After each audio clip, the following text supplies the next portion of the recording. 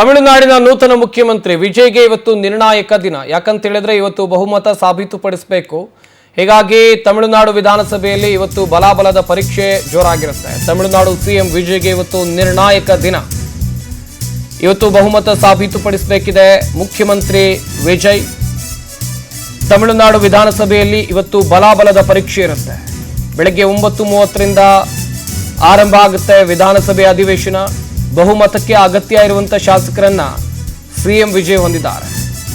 TVK 106, Congress 5, VCK 2, CPI 2, ಹಾಗೆಯೇ CPIM ಇದು ಕೂಡ 2 ವಿಧಾನಸಭಾ ಕ್ಷೇತ್ರದಲ್ಲಿ ಗೆದ್ದಿದೆ. ಇದರ ಬೆಂಬಲ ಟಿವಿಕೆ ಪಕ್ಷಕ್ಕಿದೆ. ಇತ್ತ ಮುಸ್ಲಿಂ ಲೀಗ್ ಮತ್ತು ಎಐಎಡಿಎಂಕೆ ಷಣ್ಮುಗಂ ಬಣದಿಂದಲೂ ಕೂಡ ಟಿವಿಕೆ ಪಕ್ಷಕ್ಕೆ ಅಂತ ಹೇಳಿದ್ರೆ ದಳಪತಿ ವಿಜಯ್ಗೆ ಬೆಂಬಲ ಸಿಗ್ತಾ ಇದೆ. 1 ಮತದಿಂದ ಗೆದ್ದಂತ ಟಿವಿಕೆ ಶಾಸಕನಿಗೆ ಅವಕಾಶ ಇಲ್ಲ. ಹೀಗಾಗಿ ಅಗ್ನಿ ಪರೀಕ್ಷೆ ಯಾವ ರೀತಿಯಾಗಿರುತ್ತೆ? ಈಗಾಗಲೇ ಬೆಂಬಲವನ್ನ ಘೋಷಿಸಿದವರು ವಿಜಯ್ ಜೊತೆ ಇರ್ತಾರೆ ಎನ್ನಲಾಗ್ತಾ ಇದೆ. ಆದ್ರೆ ಏನಾದ್ರೂ ಬದಲಾವಣೆ ಆಗಬಹುದಾ ವಿಧಾನಸಭೆ ಅಧಿವೇಶನದಲ್ಲಿ? ನಿಜಕ್ಕೂ ಕೂಡ ಇದು ಅಗ್ನಿ ಪರೀಕ್ಷೆ. ಕಾದ್ ನೋಡ್ಬೇಕಾಗುತ್ತೆ ಏನೆಲ್ಲ ಆಗಬಹುದು ತಮಿಳುನಾಡು ವಿಧಾನಸಭೆಯಲ್ಲಿ. ಇವತ್ತಿನ ಬೆಳವಣಿಗೆ ಬೆಳಗ್ಗೆ 9:30ರಿಂದ ಅಧಿವೇಶನ ಆರಂಭ ಆಗುತ್ತೆ. ಈಗಾಗಲೇ ವಿಜಯ್ ಮುಖ್ಯಮಂತ್ರಿಯಾಗಿ ಪ್ರಮಾಣ ವಚನ ಸ್ವೀಕಾರ ಮಾಡ್ತಾ ಇದ್ದಂತೆ ಒಂದಷ್ಟು ಜನರ ಬೆಂಬಲವನ್ನು ಕೂಡ ಕೇಳಿದ್ದಾರೆ. ಇತ್ತ ಬೆಂಬಲವನ್ನು ಸೂಚಿಸುವಂತ ನಿಟ್ಟಿನಲ್ಲಿ ಘಟಾನುಘಟಿ ನಾಯಕರು, ತಮಿಳುನಾಡು ರಾಜಕೀಯವನ್ನು ಆಳಿದಂಥ ಘಟಾನುಘಟಿ ನಾಯಕರು ಈಗಾಗಲೇ ಬೆಂಬಲವನ್ನ ನೀಡ್ತೀವಿ ಅಂತ ಹೇಳಿದ್ದಾರೆ. ಅದರಲ್ಲಿ ಎಐಎಡಿಎಂಕೆಯ ಷಣ್ಮುಗಂ ಬಣದಿಂದಲೂ ಕೂಡ ಬೆಂಬಲ ಇದೆ ಎನ್ನುವಂತ ಮಾಹಿತಿ ಇದೆ. ಸಂಖ್ಯಾಬಲದಲ್ಲಿ ಇವರೆಲ್ಲರ ಬೆಂಬಲ ಸಿಕ್ಕಿದ್ರೆ ವಿಜಯ್ಗೆ ಏನೂ ಪ್ರಾಬ್ಲಮ್ ಇಲ್ಲ.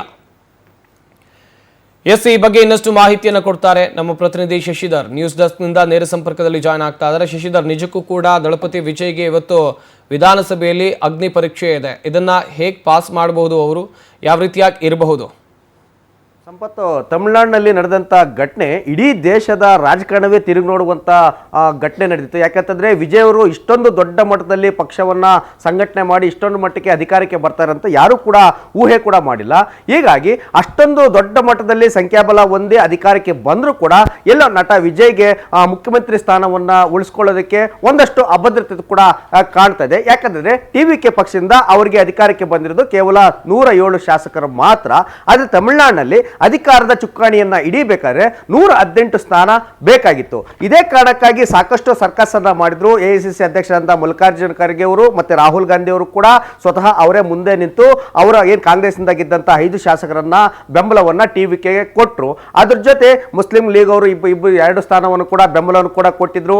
ಒಂದಷ್ಟು ಜನ ಏನು ಸಿಪಿಐನವರು ಕೂಡ 2 ಶಾಸಕರು ಬೆಂಬಲವನ್ನು ಕೂಡ ಕೊಟ್ಟಿದ್ದಾರೆ. ಒಟ್ಟಾರೆಯಾಗಿ ವಿಜಯನ ಬಳಿ ಈಗ ಸದ್ಯಕ್ಕೆ 120 ಸ್ಥಾನದ ಶಾಸಕರ ಸಂಖ್ಯಾಬಲ ಇದೆ. ಅದನ್ನ ಸಾಬೀತುಪಡಿಸಬೇಕಾದ್ರೆ ಯಾವುದೇ ಒಂದು ವಿಧಾನಸಭೆಯಲ್ಲಿ ತಕ್ಷಣ ಏನು ಅಧಿಕಾರಕ್ಕೆ ಬಂದ ತಕ್ಷಣ 10 ದಿನಗಳ ಒಳಗೆ ಅಧಿವೇಶನ ಕರೀಬೇಕು.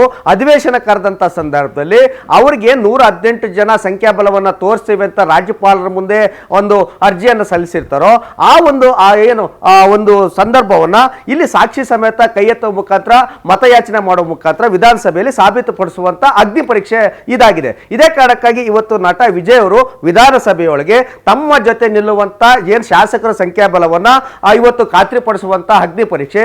ಈ ಕಾರಣದಿಂದಾಗಿ ಈಗಾಗಲೇ ಅವ್ರ ಜೊತೆ 120 ಜನ ಶಾಸಕರು ಕೂಡ ಬೆಂಬಲರು ಕೂಡ ನಿಂತಿದ್ರೆ, ಒಂದು ವೇಳೆ ಅತಂತ್ರವಾದರೂ ಕೂಡ ಒಂದಷ್ಟು ಜನ ಎಐಡಿಎಂಕೆ ಇಂದನೂ ಕೂಡ ಶಾಸಕರು ಸಾಕಷ್ಟು ಜನ 20ಕ್ಕಿಂತ ಹೆಚ್ಚು ಜನ ಶಾಸಕರು ನಾವು ವಿಜಯ್ ಜೊತೆ ನಿಲ್ತೇವೆ ಅಂತ ಕೂಡ ಒಂದಷ್ಟು ಸ್ಪಷ್ಟವಾಗಿ ಹೇಳಿದ್ದಾರೆ.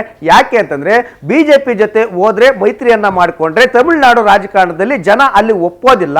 ಅಹಿಂದ ವರ್ಗದಿಂದ ಅಲ್ಲಿ ಆಯ್ಕೆಯಾಗುವಂತ ಜನ ಸಮುದಾಯ ಅಲ್ಲಿದ್ದಾರೆ. ಈ ಕಾರಣದಿಂದಾಗಿ ಎಐಡಿಎಂಕೆ ನಾವೇನಾದ್ರು ಮುಂದುವರೆದ್ರೆ ಮುಂದಿನ ಚುನಾವಣೆಯಲ್ಲಿ ನಮ್ಗೆ ಸಂಕಷ್ಟ ಆಗುತ್ತೆ. ವಿಜಯ್ ಜೊತೆ ಹೋದ್ರೆ ಮುಂದೆ ನಾವು ಚುನಾವಣೆಯಲ್ಲಿ ಕೂಡ ಈಸಿಯಾಗಿ ಗೆಲ್ಲಬಹುದು, ಒಂದಷ್ಟು ಅಧಿಕಾರವನ್ನು ಕೂಡ ಪಡಿಬಹುದು, ಮಂತ್ರಿ ಸ್ಥಾನವನ್ನು ಕೂಡ ಪಡಿಬಹುದು ಅಂತ ಹೇಳ್ಬಿಟ್ಟು ಒಂದಷ್ಟು ಶಾಸಕರು ಕೂಡ ಒಂದಷ್ಟು ಪ್ಲಾನ್ ಗಳನ್ನು ಕೂಡ ಹಾಕೊಂಡಿದ್ದಾರೆ. ಹೀಗಾಗಿ ನಟ ವಿಜಯ್ಗೆ ಇವತ್ತು ಅಗ್ನಿ ಪರೀಕ್ಷೆ ಒಂದು ಕಡೆ, ಮತ್ತೊಂದು ಕಡೆ ಸಂತಸದ ವಿಷಯ ಕೂಡ. ಯಾಕಂತಂದ್ರೆ ಯಾರ್ಯಾರು ನಮ್ಮ ಜೊತೆ ಬರ್ತಾರೆ ಸ್ಪಷ್ಟವಾಗಿ ಅಂತ ಇವತ್ತು ಕೂಡ ಗೊತ್ತಾಗುತ್ತೆ. ಮತ್ತೆ ಅದ್ರ ಜೊತೆ ಈಗಾಗಲೇ ಸಂಪುಟ ಕೂಡ ಅವರು ಭರ್ತಿಯನ್ನು ಕೂಡ ಮಾಡಿದ್ದಾರೆ. ಒಂದಷ್ಟು ಜನ ಶಾಸಕರು ಯಾರು ಅವರಿಗೆಲ್ಲ ಬೆಂಬಲವನ್ನು ಕೊಡ್ತಾರೆ ಬೇರೆ ಪಕ್ಷದಿಂದ, ಅವರನ್ನು ಕೂಡ ಒಂದಷ್ಟು ಸಂಪುಟಕ್ಕೆ ಸೇರ್ಪಡೆಯನ್ನ ಮಾಡಿಕೊಂಡು ಅವರು ಕೂಡ ಅಧಿಕಾರವನ್ನು ಕೊಟ್ಟು ಪಕ್ಷವನ್ನ ಮತ್ತೆ ಅದೇ ರೀತಿಯಲ್ಲಿ ಕೂಡ ಸರ್ಕಾರದವನ್ನ ಸುಭದ್ರತೆ ಮಾಡಿಕೊಳ್ಳುವಂತ ಒಂದು ದೊಡ್ಡ